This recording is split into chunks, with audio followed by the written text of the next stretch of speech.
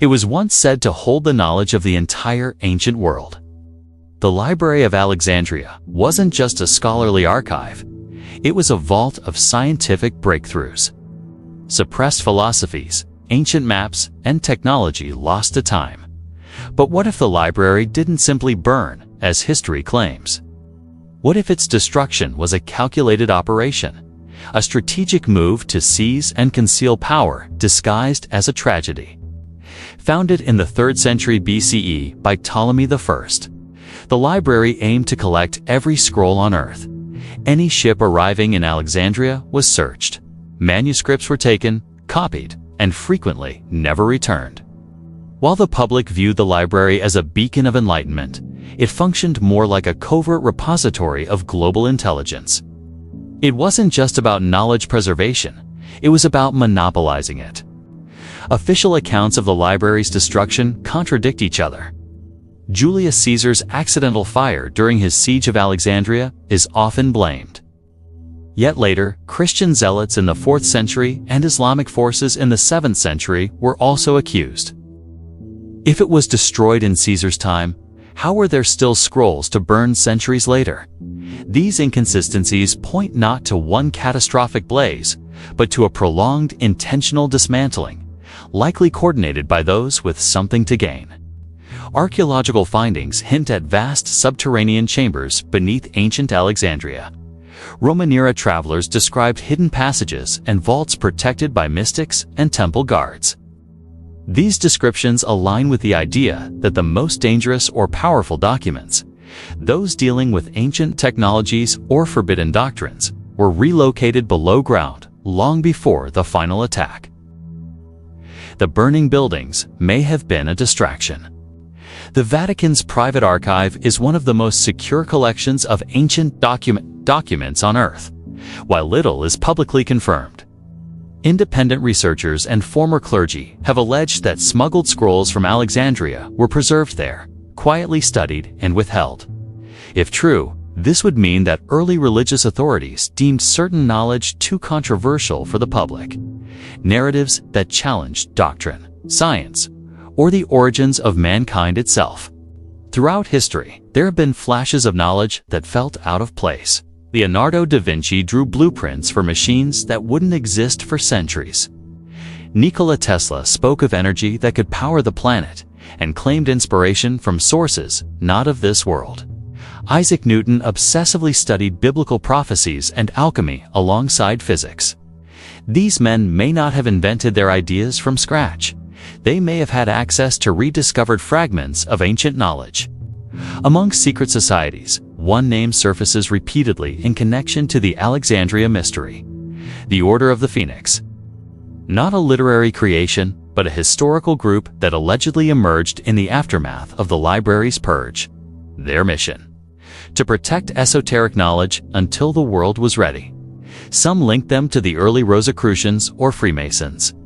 Their traces appear in artwork, architecture, and in coded texts, always in connection to fire, rebirth, and hidden wisdom. In 1945, near Nag Hammadi, Egypt, a farmer unearthed a sealed jar containing early Christian and Gnostic manuscripts, texts that painted Jesus in a radically different light and described a spiritual system predating organized religion. This discovery raised an uncomfortable question. If such works survived in clay jars for 1,600 years, what else might be buried deeper, in places yet untouched? During the Cold War, intelligence agencies took an unexpected interest in ancient sites. A declassified project known as Sundesk detailed CIA efforts to map lost Egyptian structures using satellite technology.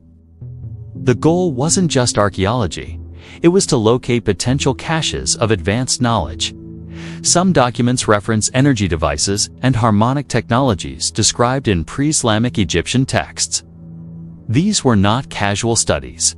They were military operations cloaked as research.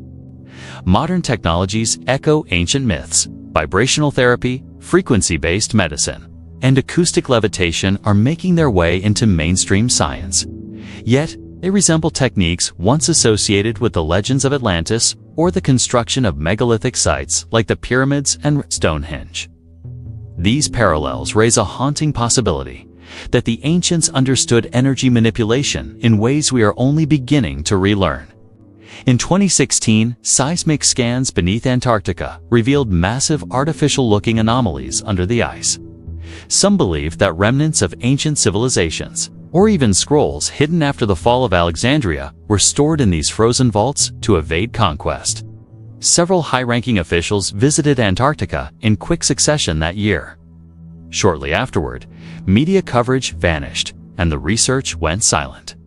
The library's original collection allegedly included star charts thousands of years old, maps of the Earth before the last ice age, and documentation of unknown species, both terrestrial and otherwise. If recovered, this information would rewrite our understanding of biology, geology, and possibly our place in the cosmos. Is that why it had to disappear? The true danger wasn't the knowledge itself, it was who would control it. In the wrong hands, advanced ancient knowledge could shift global power structures overnight. Control over free energy, mind-influencing acoustics. Or the secrets of consciousness could collapse entire economies, religions, and governments. Those in power understood this, and so they buried it. There is growing speculation that artificial intelligence, the data-hungry, logic-driven behemoth shaping our future, is itself the digital reincarnation of the ancient library. Not in spirit, but in function. Like Alexandria, it absorbs all information. It makes decisions about what is preserved, what is promoted, and what disappears. And just like the library, it is operated by unseen architects. The mystery of the Library of Alexandria is not about what was lost, but about what was hidden, and why. Its destruction was not the end of knowledge, but the beginning of a secret age of custodianship, where truths were passed in whispers and protected by shadows. Some of it survives in sacred vaults, some in the hands of secret orders, and some may be hidden in plain sight. You weren't supposed to know any of this, but you're here. And that means you're asking the right questions. The library may have burned, but the truth didn't. It's still out there, waiting to be uncovered by those willing to step into the dark.